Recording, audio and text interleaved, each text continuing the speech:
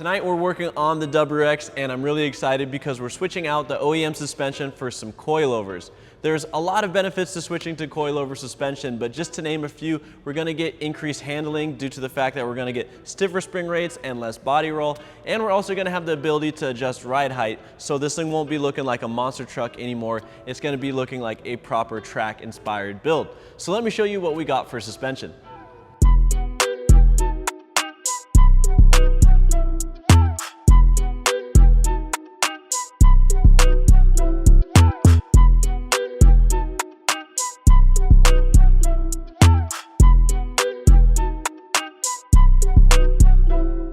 Part of the reason I'm so excited to put coilovers on my WRX is because I've got a new set of Fortune Auto 500 series coilovers. These are the Gen 8, and they made some pretty big improvements over the previous generation, including a digressive piston, which I'm gonna go over some of the specifics a little later, but there are a ton of upgrades on these 500 series coilovers. And if you guys don't know about Fortune Auto, they're actually a really cool company. They're based here in the US out of Virginia. And what's nice about them is down the road, if I ever need my coilovers rebuilt, or if I want different valving or different spring rates, I can easily send them to Fortune Auto and they can rebuild them for me, as well as turn them into 2- or 3-way adjustables. So it's awesome to know that there's room to grow as I continue to drive this car, and who knows, it might become a full track car one day. So I got the coilovers in box, and to be honest, I'm a little bit disappointed. It's probably not what you think though. I went this morning to go buy a digital caliper. I was really excited to set my preload on these things and be super accurate about it. But then I saw this little yellow tag on here, and the preload is already set on these Fortune Autos. So since the front is a McPherson, it's got a 1/4 inch of preload, and since the rear suspension geometry is a little bit different, they set that to an 1/8 inch of preload. Obviously, you're gonna have to set your ride height still, but they've really thought of everything to take all the guesswork out of it, so installing this should be pretty easy.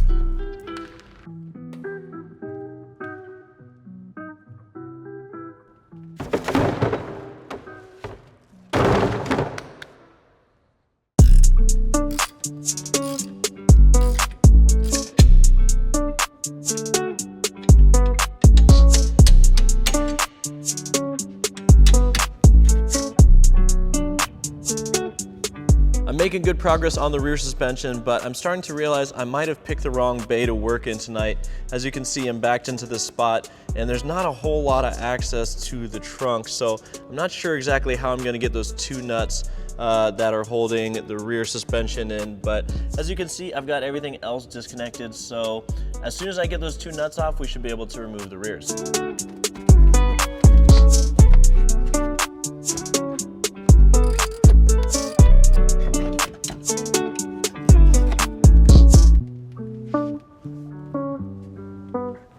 So I eyeballed a ride height that looks right for this front coilover here, and once we get this all locked down, we're gonna take some measurements and then set the other side accordingly.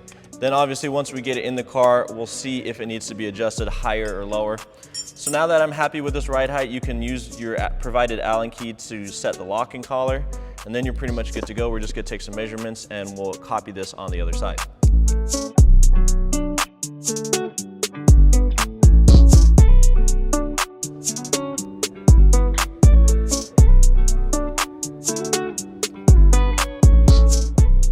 I got the Fortune Autos all set up and ready to go in the WRX, and I'm not going to do a full step-by-step installation video on my channel because we're actually going to be putting that video out a little later on the Subi Speed channel. So if you guys want help installing your coilovers, keep your eyes out for that video. But for right now, I'm just going to get these installed in the car as fast as possible.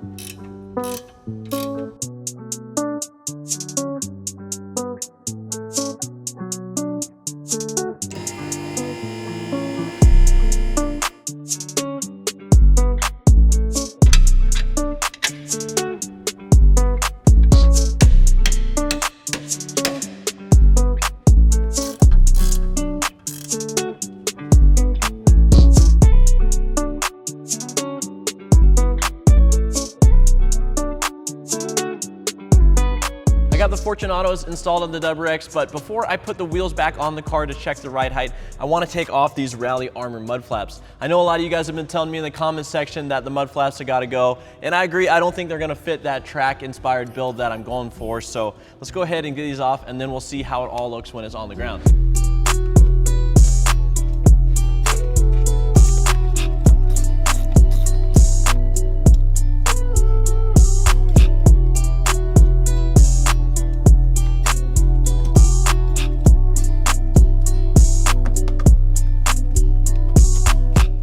Before we stick this car on the ground, I want to talk a little bit about the wheels I'm going to be putting on the car. Obviously, I was not a big fan of those red spray painted wheels that were on the car when I originally bought it, and I did want to move to an 18-inch wheel and tire setup anyway, since we're going to be taking this car out to the track. So for right now, I'm going to put on these OEM STI wheels, which are also 18-inch, and that'll give us a better idea of the ride height that we want the suspension setup to. Plus, I think they're going to look a hell of a lot nicer than what was on the car before.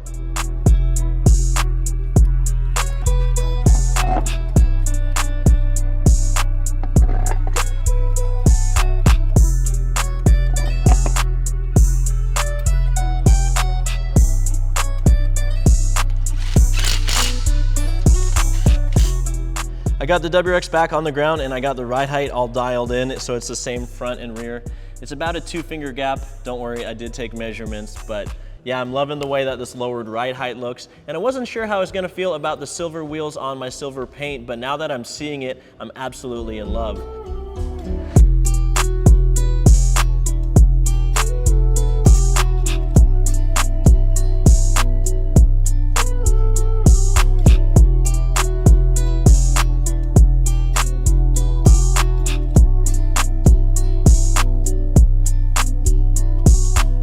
My initial thoughts on the Fortune Auto 500 series coilovers, the Gen 8 ones that I installed. Obviously, I haven't taken the car out to the track or driven it on the street, so I can't speak too much on the performance, but I'm absolutely loving the quality of these coilovers as well as the way that they make this car look with the lowered ride height. So I will be doing an upcoming video where I review these coilovers and I drive them on the street. I talk a little bit about their performance and some of the features, so stay tuned for that. But with that being said, I think the car is looking so much better tonight, and I'm loving how it looks with the red mud flaps gone, the red wheels off, and the new STI wheels. It's like a completely different car. So if you guys are liking this WRX content, make sure you give me a like and hit that subscribe button, because I've got a bunch of videos planned for this thing that you're not gonna wanna miss out on. With that being said, thank you guys so much for watching. I'll see you in the next video.